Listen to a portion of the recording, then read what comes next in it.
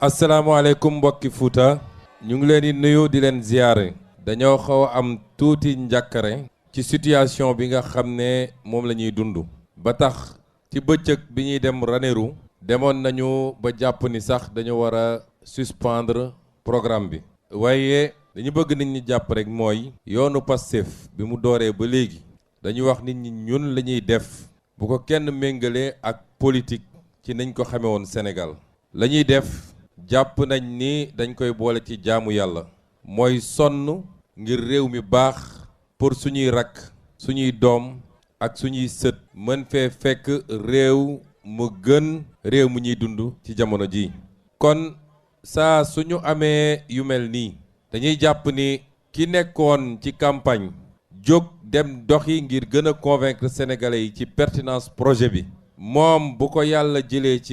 ci anam yooyu leer na ma ni ku ko fekkoon tey fi mu tëdd boo ko laajee dal naan li ma bëgg mooy liggéey bi continuer ndax loolu moo taxoon man may sonn loolu mooy ndamu Sénégal kon loola tax ñu ne nañu wéyal campagne bi waaye ñu def ko ci anam goo xam ne dina ànd ak sobriété moo tax Matam pôle nord-est dama jàpp ni bokk na ci pôle yi gën a mobiliser wala sax bi gën a mobiliser bi ñu door rek léegi dafa tombeek bés boo xam ne du bés bu ñuy boole ak xumbaay moo tax déggu leen fi animation bi ngeen daan gis yeneen pôle yi waaye li am solo rek mooy waxtaan bi mooy campagne bi ñu bëgg a def dañoo bëgg mu doon campagne bu am njëriñ ci nit ñi dañoo bëgg campagne boo xam dañ ciy wax ci développement économique wax ci développement social culturel développement sportif développement ci fànn yépp moo tax ñu changer façon bi ñuy defee campagne am na ku wax léegi nag ba tudd lu xaw a daw sama yaram mooy école lëmm ñu ne benn enseignant fa nekk loolu li muy firnde rek mooy gis ngeen état dafa am nu muy doxee ku ñëw di politique bëgg leen gëmloo ni man fii laa bokk maag yéen a bokk deret wala ñoo bokk ethnie wala ñoo bokk région kon faw ngeen woteel ma ndax maa mun a defar dëkk bi mi ngi leen di wax lu ko neex état daf fi nekkal ñëpp du ñu mus a fal nit mu ne budget Sénégal bi yëpp maa ngi koy jël yóbbu fi ma dëkk bu loolu amoon kon Joal tey mooy gën a développé ci Sénégal ndax premier président de la République Joal la jóge woon bu loolu amoon Louga dina développé lor ndax deuxième président de la République Louga la jóge woon bu loolu amoon Kébémer dina développé trop ndax troisième président fa la jóge bu loolu amoon Matam ak Fatick nañ développé lool ndax quatrième président fa la jóge waaye booy xool ci Sénégal dafa mel ni dëkk yooyu sax ñoo gën a sonn kon nañuy fàttaliku toujours que bu ñuy fal nit dañ koy fal ci programme am ci gis-gisam ci njubam ci bëgg réew mi noonu la ñuy falee nit parce que yii bu dajee ci moom rek bu toogee dina defar Sénégal te bu ma waxee Sénégal mooy Sénégal yépp sur toute la superficie du territoire national du am xàjj ak seen moo tax ñu war a fàttaliku loolu à tout moment pourquoi on vote pour quelqu'un bu dee ñoom toog nañu 12 ans ñu ne ki fi toogoon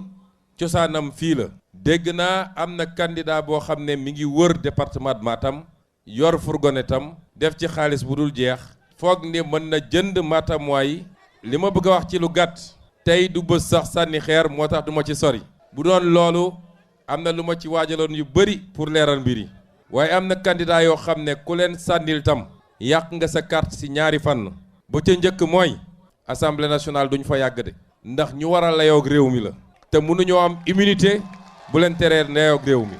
waaye yàq nga sa carte ñaareelu yoon mooy da ngaa bàyyi ay député de qualité ndax ñi ñu leen présenté ñëpp xam ngeen ni ay député de qualité lañu parce que Pastef du leen présenté lu wute qualité kon su ngeen bëggee nat kan ngeen di jox titre foncier bi mooy kenn ku ne lan lay def ñoom def nañu 12 ans la région de Matam dans ces 3 départements tey la gën a sonn ci wàllu infrastructure ci wàllu emploi des jeunes ci wàllu financement des femmes ci wàllu boo jël santé éducation lépp tey la Matam gën a sonn ñun nag dañoo ñëw ak programme daa di defar ay pôle fii di pôle sud-est wala pôle nord-est nga xam ne dafa boole daanaka toute la région de Matam waaye am na amaana mu cof lenn ci département Podor su jëlul département Podor yëpp ndax pôle yi dañ koy dagg pour mu ànd ak li ñuy wax réalité socio-culturelle mooy dañuy seet ñoo xam ne am na lu leen boole ci wàllu aada wala ci wàllu yeneen ak yeneen ñu boole leen ci benn territoire boo xam ne day am réalité économique pôle sud-est nag ñun bu ñu paree li ñuy def te dinañu toogaat waxtaan ci d'ici quelques années di ngeen évaluer d'ici 5 ans di ngeen évaluer d'ici 10 ans ñu ngi dem horizon 2050 bu ñu paree li ñu bëgg a def fii pôle bii dama wax barki démb dara Tambacounda waaye dama juumoon tuuti dama doon pôle bi am la progression la plus rapide c'était le pôle sud-est mais am na erreur bu ndaw bu ci amoon en réalité c'est le pôle nord-est pôle sud-est doog cee tegu pôle yi ñun dañ koy natt par rapport ak potentiel bi fa ne léegi nit ñi wax nañ ko Matam dafa am loo xam ne ñi ngi wax pétrole di wax gaz mais suñu naroon classé par ordre li ressource bu nekk mën a andi ci réew mi phosphate mooy doon numéro 1 gaz doon numéro 2 pétrole doog a doon numéro 3 gëw ma sax ni pétrole gën na war naa mun a classé wu avant ressources halieutiques yi mooy océan bi ak jën biñ ci mën a jëlee wax naa leen ni réew mu nekk mu mel ni Maroc léegi am na ko fi wax phosphate moo ko yóbbu fi mu ne Maroc ñun ñoo tolla woon niveau développement en 1960 tey Maroc ëpp ñu doole fuuf ba ñu classé ko ci pays à revenu intermédiaire ñun ñu continuer nekk parmi les 25 pays les plus pauvres du monde gis nga nii ñu gérer ICS bi nekk Mboro bi nekk région de Thiès noonu lañ doon gérer phosphate u Maroc même société biñ ko jox muy société Indorama bi nga xam ne indien yi la société boobu moo yoroon les phosphates du Maroc jusqu'en 1988 ni muy liggéeyee fii la doon liggéeyee foofu waaye benn instant le roi du Maroc a dit lii mënul continuer ci la créé l'office chérifien du phosphate dem jëli benn waay boo xam ne marocain boo xam ne États-Unis la ne woon di kàngam ci wàllu finance ak wàllu gestion mu jël si ko jox teg ko fa kooku boobu ba léegi moom moo ne foofu daa di récupérer waat phosphate du Maroc yëpp teel ko boppam daa di créer un complexe industriel nag mooy lépp lu ñuy jël ci phosphate bi nañ ko transformer foofu Maroc en engrais en acide phosphorique et ensuite en engrais moo tax tey le Maroc est le premier producteur d'engrais phosphorique loolu moo développé Maroc amul pétrole amul gaz yooyu yëpp amu ko kon wax naa ko keroog bi ñu nekkee Thiès commencé nañu réexamen contrat yi pour lépp lu jëm ci yeneen secteurs yi muy secteur minier bi de manière générale or bi dans le Kédougou fer bi dans la Falémé phosphate bi à Thiès et cetera pétrole beeg gaz bi ngeen dégg yépp commencé nañ ko xool commission bi mu nga liggéey commencé nañu réexaminer les contrats parce que ñun ñoo leen diggoon ni on va renégocier et on est en train de négocier commencé nañ ko waaye Matam dafa am avantage boo xam ne mbir mi rëccaguñu ndax joxe guñ ko joxe boo xam ne lu ñuy rëcc la exploitation bi commencé gul wala lu tuutee ci commencé ñu am ci phosphate loo xam ne quantité yi paree guñ ko évaluer jusqu'à présent li ñu naan les stocks éprouvés et validés moom paree guñ ko waaye liñ ci gisagum jàpp naa ne buñ ko gérer ni ñu ko war a gérer mooy développer Sénégal gi kon premier élément important c'est les phosphates de Matam les phosphates de Ndendori ak li ko wër lan mooy suñu programme mooy bàyyi ay nit ñu ñëw extraire phosphate bi au mieux des cas def ko acide phosphorique génne ko ci réew mi transformer ko bitim réew ñëwaat di ñu jaay engrais loolu jeex na Sénégal loolu jeex na bu ngeen seetee en 2022 le Sénégal a acheté pour 31 milliards d'engrais 31 milliards ci jamono boobu exporté nañu 471 milliards d'acide phosphorique xam nga ndax comprendre ngeen li ma wax c'est-à-dire da nga am loo xam ne tey mënoon nga ko def engrais la nga ci sox yëpp pour sa mbay nga def ko la ci des nga génne ko au minimum mënoon nañ di jaay 1 million 500 000 tonnes d'engrais ci biti mu andi ñu de la devise ñu rééquilibrer suñu balance commerciale mais malheureusement on exporte le produit brut gars yi bu ñu ko yóbboo seeni réew ñoom transformer ko foofu ñëwaat di ñu jaay engrais ñu jënd 31 milliards d'engrais daal di exporter 471 milliards d'acide phosphorique loolu lañ ne dootul am fii nag on va commencer nañu liggéey bi ñu ngi déglu partenaires yi nag am na mission yu bëri recevoir nañu le directeur général de l'office chérifien du phosphate yónni nañ fa le ministre de l'industrie yónni nañ fa yeneen mission commencé nañu liggéey bi mais li ñu bëgg mooy un hub industriel boo xam ne fii lañ koy def Matam lépp lu ñuy extraire ci phosphate bi ñu transformer ko fii en engrais rien que ci phase bi ñuy installer ak développer ce système ça va générer 10 000 emplois directs loolu bokkul ak les emplois indirects est-ce que loolu bu ñu ko defee Matam dina régler le problème des Matamois en termes d'emploi ou pas option yi ñu fi fekkoon ñun suñ ko bàyyee mu dem mooy li xew ci phosphate Taïba moo doon xew fii mooy nit ñi dinañ ñëw fii jël suuf si te loolu tam beneen problème la ndax ñu bëri questionnement bu ñuy posé mooy dañuy ñëw nangu suñu suuf ñenn ñi posé nañu problème mu indemnisation ma dalal seen xel sous le régime du président Bassirou Diomaye Faye il n'y aura jamais une injustice boo xam ne les populations vont subir ça du am kenn koo xam ne dinañ nangu sa suuf par force mais du am kenn koo xam ne jël nañ sa suuf sans mu li nga xam ne li ñuy wax une juste et préalable indemnisation jiituwu ko temps yi la yónnee nañ fii le ministre des mines Birame Souleye bi mu ñëwee dem na ba foofu waxtaan ak ñoom ci lañ jël décision ne dañuy suspendre le temps d'examiner les dossiers sur leur volet social kon Matam am ngeen loo xam ne peut-être yéen sax xamu leen valeur bi mais loolu buñ ko jaaralee fi ñu ko war a jaarale dootuñu toog naan toute la jeunesse matamoise ma ngay dem Ndakaaru wala ma ngay essayer génn réew mi les choses se transformeront ici deuxième filière bi nga xam ne bu am solo la muy l'agriculture potentiel bi am fii Matam dama yàgg a wax ni ku bëgg a développer le Sénégal ça passera par une bonne mise en valeur du nord du pays et du sud du pays parce que capacité agricole bi am dans le nord du pays qui est la première zone agricole nit ñi dañ naan le sud mais fii li ñu fi mën a def ci noor ak ci nawet moo ëpp fuuf li ñu mën a def c'est-à-dire li ñu mën a bay ci ceeb fii c'est 5 fois plus que la capacité li ñu mën a bay ceeb dans le sud du pays kon su ma leen nee phosphate wax leen engrais doog a dugg ci mbay mi xam ngeen ni loolu day am cohérence parce que mbay pour nga accroître sa production ministre de l'agriculture dafa ma andil ay éléments won ma ko tool bu ñu bay ak engrais ak tool bu ñu bayul ak engrais day mel ni du benn tool du même tool bi kon su ñu nee am nañu capacité def engrais bi fii lancer ou relancer l'agriculture les périmètres yi nekk fii Matam rek am na périmètre agricole boo xam ne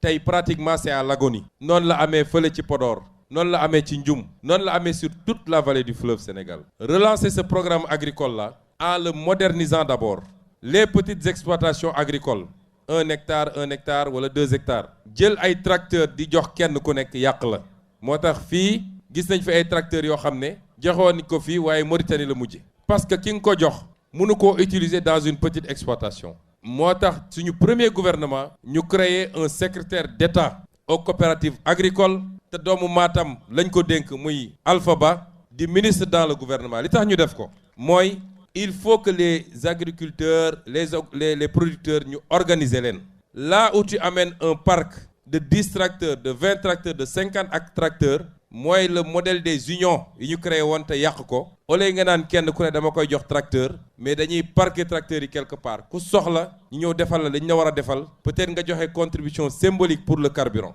ñaareel bi mooy l'accès au financement et c'est pourquoi le président de la République a décidé dans son programme que dañuy def une grande banque de développement boole BNDE ak yeneen banque muy banque agricole mu yeneen banque ba ci banque de l'habitat mais mu doon benn banque bu am doole am capacité avec un capital conséquent avec des fonds propres yu taxaw pour mun a jàppale nag baykat yi parce que boo ñëwee fekk baykat bu am 1 hectare dëkk ci ab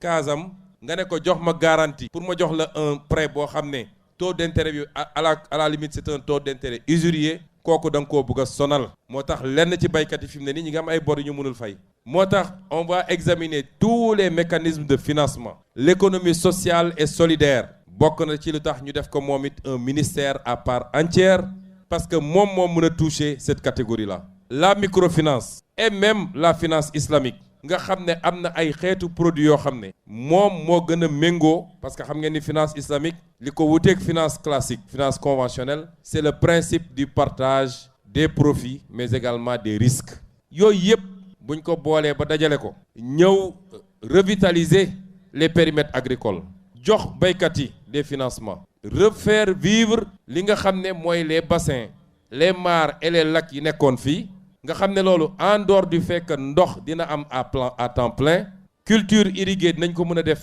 toute l'année dina permettre aussi li xew fii ba ñu naan coow am na ñu naan tey ndox mi fleuve bi débordé na am na ñu bëri ñoo xam ne seeni kër wala seeni tool jël na ko dina permettre ñu atténuer loolu yépp kon lii mooy le programme et la vision dans l'agriculture noonu la amee ci élevage parce que culture fourragère ministre de l'agriculture monsieur Maboudia Diagne daf koo def benn préoccupation particulière ñu mun koo développer nag dans le Ferlo mun koo développer dans la vallée du fleuve ba nga xam ne à tout moment de l'année jur gi dina am lu mu lekk lu doy te dinañu éviter conflit yi am diggante éleveur ak agriculteur parce que jur gi bu demee amatul lu mu lekk ñoom dañuy topp àll bi léeg-léeg mu dugg ci toolu jàmbur loolu bëri na lu muy andi ay conflit au Sénégal. ma profité ci nag wax ni ñi nga xam ne ndox mi lor na leen président de la République dafa joxe instruction ñu génne enveloppe 42 milliards pour jàppale leen. am na ay yàqkat yuy wër ne ñun 8 milliards kese la ñu génne déedéet 8 milliards bi pour phase u secours bi la mooy fi ñu toll nii nit ñi nga xam ne loolu dal na leen ñu fexe ba kenn du fanaan ci biti même su dee ci école la ñuy dugg wala armée andi na ay tentes yu ñu war a nekk ñu jàppale leen ba kenn du xiif parce que ku am problème ba génn këram ñaare mënul dem liggéey ñu donc nañu fexe ba ceeb bi mat ba diwlin bi mat ba ndox mi ñu am ko ba suukar bi mat loolu mooy phase u secours bi ñu nekk nii loolu mooy 8 milliards yi bu loolu weesoo nag day am phase u reconstruction am na ci ñoo xam ne tey seen tool yàqu na ñi bay kaani ñii ceeb bi la ñii soble bi la ñooñu dañ ne il faut ñu jàppale leen joxaat leen jiw pour ñu relancer waaye jàppale leen tuuti ci xaalis bu ko jaree pour ñu mën a reprendre seen activité ñi nga xam ne seen jur dee na ci ñu jàppale leen ñoom it ñi nga xam ne seen kër màbb na ci ñu xool nu ñu leen di appuyer pour ñu defaraat seen kër loolu mooy la deuxième phase di phase reconstruction président de la république bi mbir mi amee dafa wane ni yitteem la c'est la première fois en tout cas amoon na 1962 avec Mamadou Dia mais c'est la première fois ngeen dégg ni lu mel ni am na président bàyyi léppam ñu teg ci quelques fan mu bàyyi léppam ñëw xoolal boppam moom ci boppam loolu wane na ni c'est un président qui est proche de son peuple qui est proche des populations et qui se préoccupe de ce qui vous arrive yooyu du lu ñuy politiquer li may wax ni waxuma ko en tant que Ousmane Sonko candidat parce que su ma ko defee defuma ko en tant que Ousmane Sonko président de parti dama ko def en tant que premier ministre avec les moyens de l'État qui sont les moyens de tous les Sénégalais opposition comme parti au pouvoir il faut ñu xam fan la politique yem ak fan la li ñëpp bokk yem troisième point bi ma bëgg a aborder ak yéen mooy les infrastructures ñëpp xam nañ ni le Fouta est délaissé comme la majeure partie du territoire national en matière d'infrastructure dans la vision 2050 tey am na lu ñu fi fekk lu mel ni la route du Dandamayo xam ne ñu ngi koy wax boobu ba léegi am na lu ñu fi fekk lu mel ni le désenclavement du Ferlo léegi laa jógee boor boobu ñëpp xam nañ ni le Ferlo n'est pas désenclavé am na lu ñu fi fekk muy aérodrome bi nga xam ne ñu ngi ko doon tabax fële ci Ourossogui te ba léegi yeggagul ba avion yi mun a ñëw comme ni ñu bëggee mu ñëw am na lu ñu fi fekk muy ba léegi am na ay benn yoo xam ne ils ont un problème d'accès à l'eau potable ndox mu ñu naañ am na lu ñu fi fekk ba léegi am na ay dëkk yoo xam ne amaguñu électrification mooy amuñu courant ñi ngi wax waxu université bi université Matam bi waaye ñi ngi wax aussi lu jëm ci hôpitalu Ourossogui bi yooyu yëpp am na ñuy wër ne leen waxoon nañ leen Pastef bu ñëwee dañuy bloquer programme yëpp dootu leen ko gis nga à travers tout le Sénégal biñ ñëwee dañu ne nañu tey saytu mbir yi ba pare parce que suñu gars yi dañ leen xam de xam nañ seen jikko xam nañ li ñu nekkee woon ma jox leen ci misaal bu gàtt rek ñaari misaal hôpital Ourossogui dañ ko dugal ci marché yi nga xam ne secret défense la depuis quand construire un hôpital relève du secret défense saa ñu bëggee def njuuj njaaj ci xaalisu réew mi dañ naan secret défense mooy jarul ngay def appel d'offre doo topp code des marchés publics wala soo ko toppee dafa am dérogation boo xam ne mun nga passer marché bi de gré à gré par entente directe moo tax ñu jël hôpital Ourossogui dugal ko ci secret défense mais li gën a doy waar mooy xam ngeen ni hôpital Ourossogui ñu ngi ko dugal ci budget ministère de la justice depuis quand le ministère de la justice construit des hôpitaux bëgg njuuj njaaj moo tax ñu def loolu kon jaadu na buñ ñëwee ñu xoolaat loolu université de Matam bi ma ñëwee dama ne nañ ko xayma rapidement ñu xool mais li ñu ne moom la ñuy tabaxee université de Matam mun na tabax ñaari université wala ñett si suba maa ngi koy wax kilifa yi ma doon recevoir boo jëlee rek logement professeurs yi nga xam ne kër bu ñuy tabax ci moins de 150 mètres carrés R+1 benn kër bu ne ñu ngi ko facturer 1 milliard 600 millions est-ce que ñun waroon nañu ñëw gëmm ci loolu ne aywa nañu dem loolu moo tax ñu ne woon gars yi teggi leen seen tànk ñu saytu affaire yi bu baax ba ñu commencé di saytu entrepreneur bi moom ci boppam ñëw na nañu d'accord naa ni affaire yi xaw nañ koo xaabaabal léegi nag ce que je propose mun naa tabax dig bi nga xam ne mooy wër université bi ba ndox mi dootul egsi foofu et cetera ma ne ko sëñ bi demal rek nga toog bu ñu paree dañ la woo bu ñu paree dinañ la woo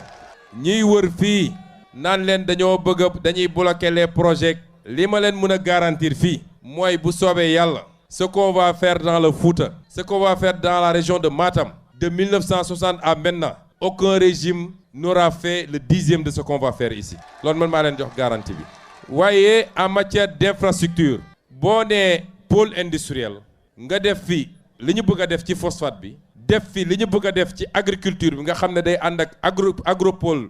bu nord-est faaw rek nga wax corridor sur les 6 corridors benn bi mi ngi war a jóge fii Matam daa di rallier jusqu'au pôle sud-est nga xam ne mooy pôle Tambacounda Kédougou mais avec une bifurcation du chemin de fer qui va rallier la Casamance dem ba Nikine ci port bi ñu fa bëgg a def loolu c'est le 4e corridor parmi les 6 corridors ñaareel bi mooy li nga xam ne bëgg nañ koo def ci wàllu yoon ak wàllu chemin de fer parce que ku bëgg a def phosphate def fi un complexe industriel il faut nga def chemin de fer bu koy yóbbu ba fi ñu ko war a génnee ci réew mi ci la partie bi nga xam ne soxlawuñ ko pour notre production lii bokkul ak li ma wax yépp ci électrification 2029 l'instruction qui a été donnée c'est électrification à 100% de tout le territoire national par les énergies renouvelables loolu dinañ ci teg suñu bët ñun ñëpp kon mbokki Fuuta mbokki Matam gis-gis bi leer na programme bi leer na li ñu bëgg a def fii fàtte woon naa sama mbokku sàmm yi ndax ku wax fii wax sàmm xam ngeen ni filière peau cuir et lait bokk na ci filière yoo xam ne moom la ñu njëkk a pare sax document am pratiquement document am pare na ndax ñu ngi importer pour plus de 600 000 tonnes su ma juumul de lait chaque année au Sénégal mooy lait en poudre bii ñuy utiliser nga xam ne lu ci ëpp sax c'est du lait artificiel c'est du lait synthétique ci jamono jooju sama maam yi nekk dans le Ferlo dañuy pare yor seen meew amuñu fuñ ko stocké amuñu fuñ ko conserver meew bi dañ koy mujj tuur mu yàqu fii ci àll bi moo tax la filière viande lait et peau ku wax peau wax artisanat mooy l'une des filières les plus essentielles et les plus importantes boo xam ne dañ ko développer dans le premier exercice c'est-à-dire ci 2024-2029 bi lii lépp nag suñ ko tëralee ba pare la ñuy xaar ci yéen mooy ngeen accompagner ñu le développement ne se décrète pas un président de la République nu gis-gisam leer un chef de gouvernement nu engagement am dëgër su amul l'accompagnement du peuple mënul dem fenn jox leen ñu li ñu leen laaj et démocratie moo demee noonu il y a le temps de l'évaluation dañ leen ne 2050 waaye dans 4 ans et demi di ngeen ñu évaluer dans 4 ans et demi ñu dem élection bu dee nekkuñu ci yoon bi ñu leen wax nii vous pourrez nous sanctionner mais njëkk ngeen ñu wóolu jox ñu majorité dès le premier tour à 54% ñu war a doxal lan moo ci tegu ngeen jox ñu assemblée nationale pour ñu mën a voter le budget qu'on veut mën a voter les lois qu'on veut mën a doxal suñu programme ba ngeen gisal seen bopp. Est-ce que le Fouta va être en reste par rapport à cette révolution qui se passe au Sénégal? bu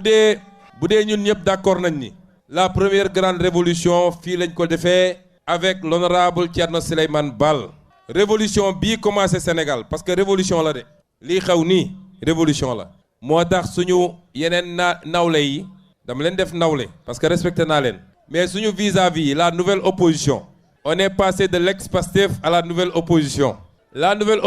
bu ngeen gisee ñuy lappi-lappi dañu xam ni parce que nag ngeen jégal ma ci terme bi doofu ñu de ay nit lañu te ñàkkuñu xam-xam dañoo saay-saayoon rek waaye xam nañu de bu ñu toogee gis premier jéego yi ñu teg ñu ne